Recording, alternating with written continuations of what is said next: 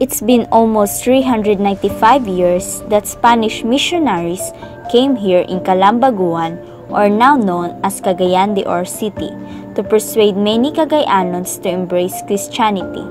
And if you want to search some of the memories of our past, you can just look at the heritage structures, old pictures, and ancestral houses that were built before, during, or after Spaniards occupied us. You can't appreciate things unless you knew the history behind it. There are lots of historical structure here in Cagayan de Oro City, like the St. Augustine Cathedral Church or the school you're studying at, like Lourdes College or Mosque.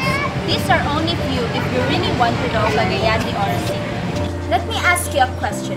Have you ever wondered that the house you're staying at, or the house you called Hante, had historical significance in Cagayan de Oro City? Well, come and join me as I search on ancestral houses in Cagayan de Oro City.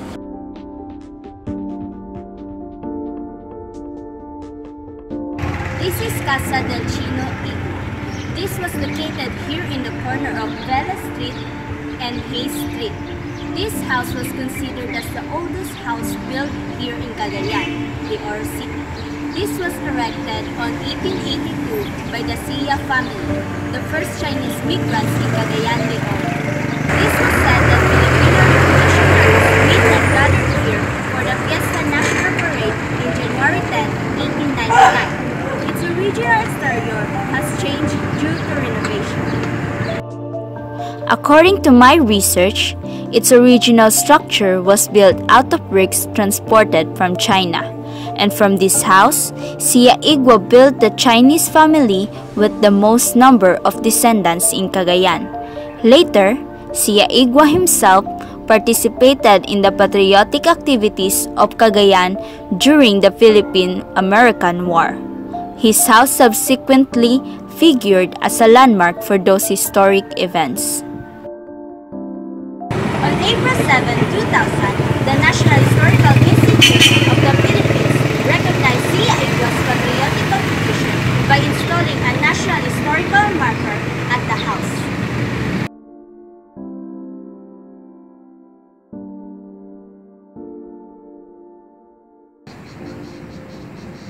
This is Chavez Sainita's Roa Reyes Ancestral House. This was located here in Burgos Street. This was erected during the Spanish colonial in 1800s.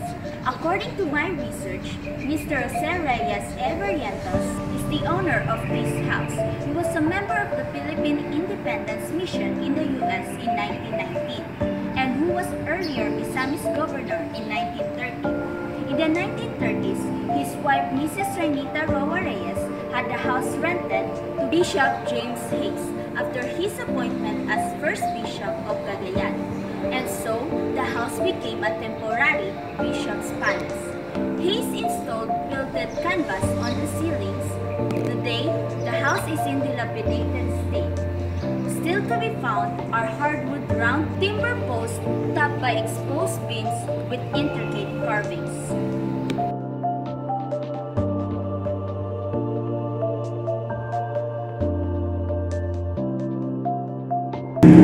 This is Reyes Ancestral House, located here in Capitan Street. According to Mr. Jefferson Javier, grandson of the owner Dr. Reyes, the house was built after the war in 1949. It was built before Cagayan became a city. Unfortunately, Mr. Jeff is out of town and we can't interview him. We just gave information about the house. Mr. Jeff's grandmother was a board member of the Victor, and she constantly invites her constituents and probably some politicos in the house. Being a devoted Catholic, his grandmother would invite Archbishop Tuki, the Archbishop of Cagayan de Oro, to the house. This is the so-called Cinderella's house, but unfortunately, the house was demolished last year.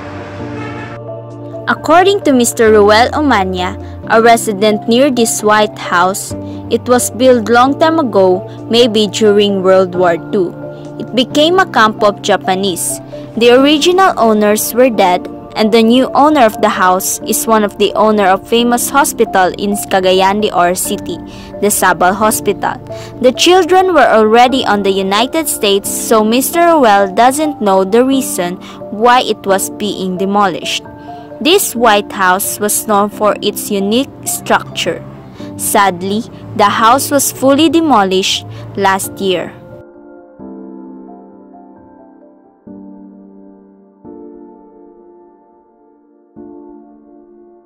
This is Ancestral House, here in Cagayan de Oro, located here in the corner of Dona Polinar Venice Street and San Agustin Street. According to the residents, the owners were already on the United States and they are sure that this house was built a long time ago. According to Mr. Antonio J. Montalvan II, this house was owned by the Azaros.